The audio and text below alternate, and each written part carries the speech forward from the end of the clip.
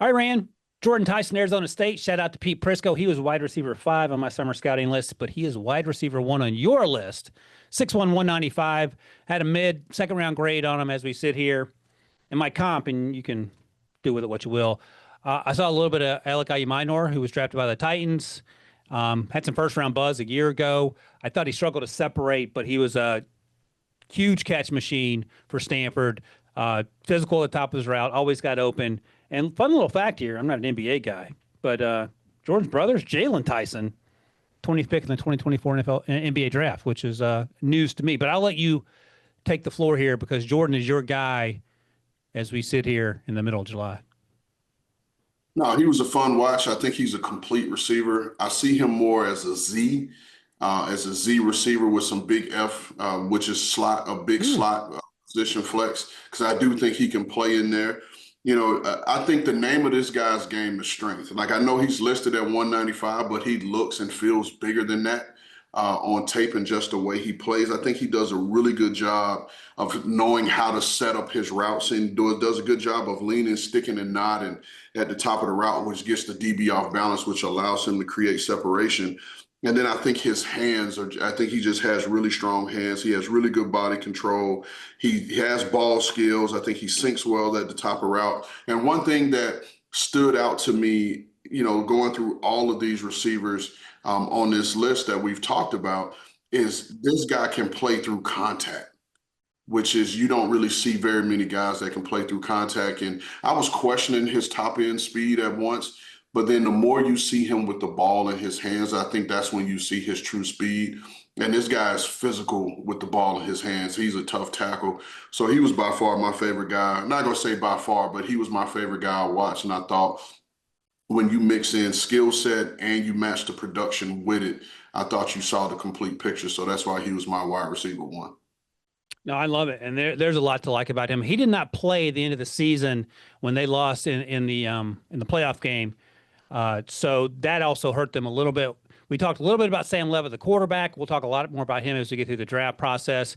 Cam Scadaboo had to take over that game after he threw up in the bucket there, but they still came up short. You talked about the position possibilities at the next level for Jordyn. He played about 2/3 of the time outside last year for Arizona State, a third of the time in the slot. So he has that versatility. Transferred from Colorado and after the 2022 season. Last 2 seasons, going in 3 seasons, will be in Tempe. 121 targets last year, so he was a big part of that offense. And you talked about the physicality with which he plays and I don't want to say lack of separation, but it didn't show up as consistently as some of the other players we talked about. And it took me back to a former first-round pick at Arizona State by the New England Patriots. I want to get your thoughts on the differences because I think these differences are stark, but there's a reason this young man was a first-round pick. N'Keal Harry back in the day, remember him?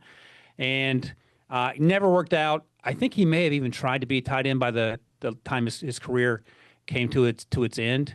So what are the differences? Because in retrospect, N'Keal Harry probably shouldn't have been a first-round pick, but if you told me Jordyn ended up being one, I could buy it based on what we've seen so far of his college tape. So I was probably in the minority, and I would say, and again, shout out to Pete Prisco because he's going to choke me when he sees me when I say this, but I had a Arizona State wide receiver bias at that point, right? Just looking in because they've had a ton of talented guys come through there, the Derek Hagans and all of those guys that didn't necessarily quite translate to NFL production. And so with N'Keal, like I saw a guy that didn't separate. He was big, but he couldn't separate, and he could catch the ball, and he was physical and all those things. But, to me, the name of the game is being able to separate and win those one-on-one matchups and get open. Now, where I see Jordyn Tyson being better, again, I think they're probably similar in terms of lateral quickness to get in and out of breaks. But I think there's a little more savvy here with Jordyn Tyson. Like I said, he can stack you. He can get you, push you up vertical, get you at the top of the route, and lean, stick, or nod to get you going one way and then put his foot in the ground and make his break and get out and be able to, catch the ball on the move. But again, like N'Keal Harry, I think you saw his true speed once they got the ball in their hands, and you saw a different level of speed. But I just think Jordyn Tyson is a little bit more polished route runner than N'Keal Harry coming out that just has a little bit more savvy and knowing how to get open. Yeah, and In Nikhil's defense, this team is a lot better than the team that Nikhil played on. Some other names, and this guy, Brandon Ayuk, was drafted by the 49ers. As I mentioned, wide receiver 6 in that draft class from 2021, maybe. Ricky Pearsall transferred from Arizona State to Florida. He was in Arizona State. Johnny Wilson transferred to Florida State. He was drafted by the Eagles a few years ago. And, of course, they had Jaden Daniels.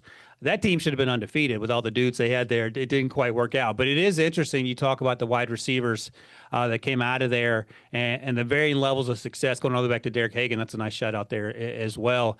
So, again, I'll ask a similar question because my comp, as I mentioned, was Alec Ayuminor, who went from potential top 40 pick. And I saw him play live at Syracuse in the fall, and he won that game single-handedly down the stretch. But he struggled like Jordyn to consistently separate, ended up being a 4th-round pick. I think he's going to have a chance to be successful early on in his career in Tennessee. They need playmakers there.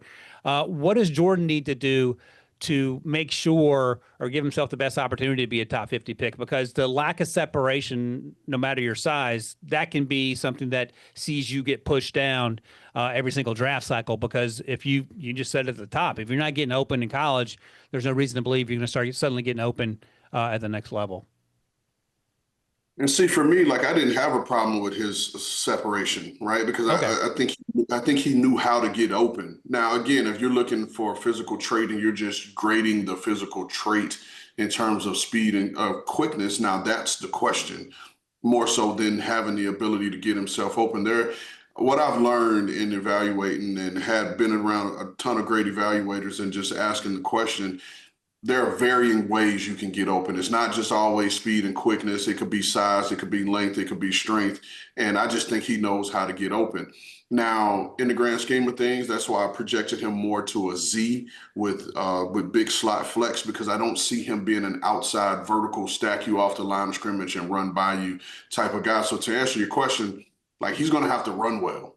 And I think if he runs well, then, and again, we don't know what run well is anymore, because like we talked about 4.47, people turn their nose up, at that. And so I see a guy that's probably going to run in that 4.51 to 4.53 range, which there are plenty of guys, believe it or not, in the NFL right now that are running that know how to get open. I mean, I don't remember exactly what Puka Nacua ran, but we're talking about a guy that was a 5th-round pick, and he's probably one of the best separators in the league right now. Same thing with Cooper Kupp, and I'm not comparing, Jordyn to those guys, but Cooper Kupp was a high 4.5, maybe even low 4.6 guy, and I don't think anybody would say that Cooper Kupp has an issue separating, whether it was laterally or vertically, because you saw him run by guys at the next level as well. Yeah, Puka's in the 4.5s. I do think Cooper was in the 4.6s. They're both. Puka's plenty big. I think Cooper's bigger, surprisingly big, when people realize how tall he actually is. And the other thing that I was thinking about as you're talking, and these guys played together for a little bit there, Anquan Bolden and Larry Fitzgerald. Neither one of those guys ran 4.3s. Good luck covering either one of those guys for similar reasons, whether short, intermediate, or deep throws. So sometimes we put too much on the 40 time, and it's probably overthinking it, to use my phrase yet again. But I like Jordyn Tyson. He's going to be a big part of that offense in Arizona State this year with Sam Levitt for sure. So that's going to be fun to watch.